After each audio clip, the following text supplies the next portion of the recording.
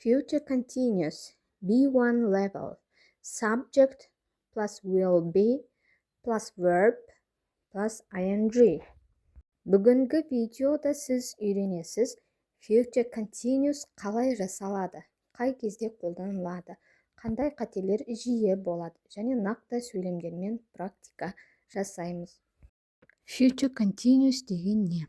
Future continuous болашақта белгілі бір уақытта болып жатқан әрекетті көрсету үшін қолданылады. Формуласы subject plus will be plus verb plus ing. Яғни бірінші бастауыш, одан кейін will be көмекші етістігі, одан кейін етістік, оған ing жалғап айтамыз. Мысалы, I will be working tomorrow. She will be studying tonight. They will be traveling next week. Болымды сөйлемде will be етістік, көмекші етістігін қолданамыз. Етістікке ing жалғап. Ал болымсыз сөйлемде will сөзіне not қосып won't be деп айтамыз. Мысалы, I won't be working tomorrow. Ал сұрақ сөйлемде will көмекші етістігі бастауыштың алдына шығып кетеді. Мысалы, will I be working tomorrow? Future continuous'ты қай кезде қолданамыз? Бірінші жағдай. Болашақта белгілі бір уақытта процесс болып жатқанда. Мысалы, tomorrow at 8 p.m.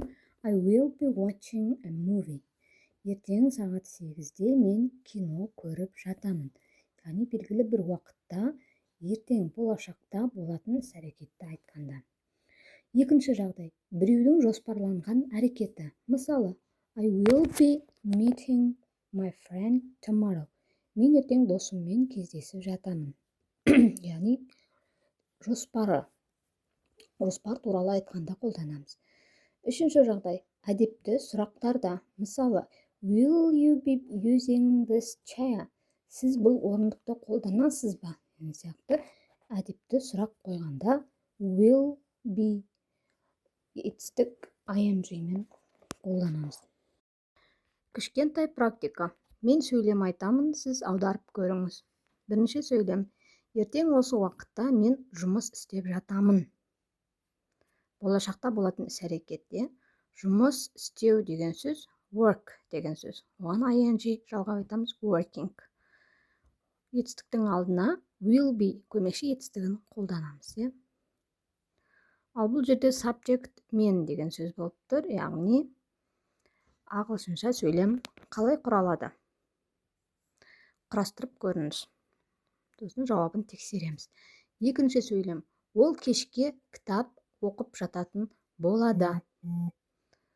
Кітап оқу. Read a book.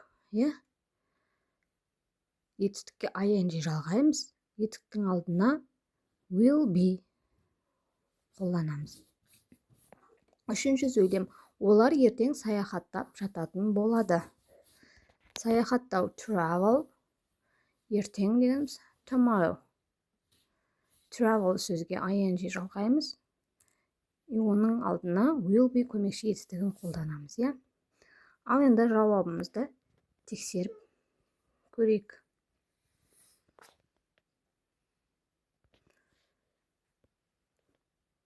Ертең осы уақытта мен жұмыс істеп жатамын. I will be working at this time tomorrow. Ол кешке кітап оқып жататын болады. She will be reading a book tonight.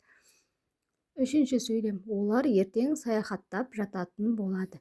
They will be traveling tomorrow.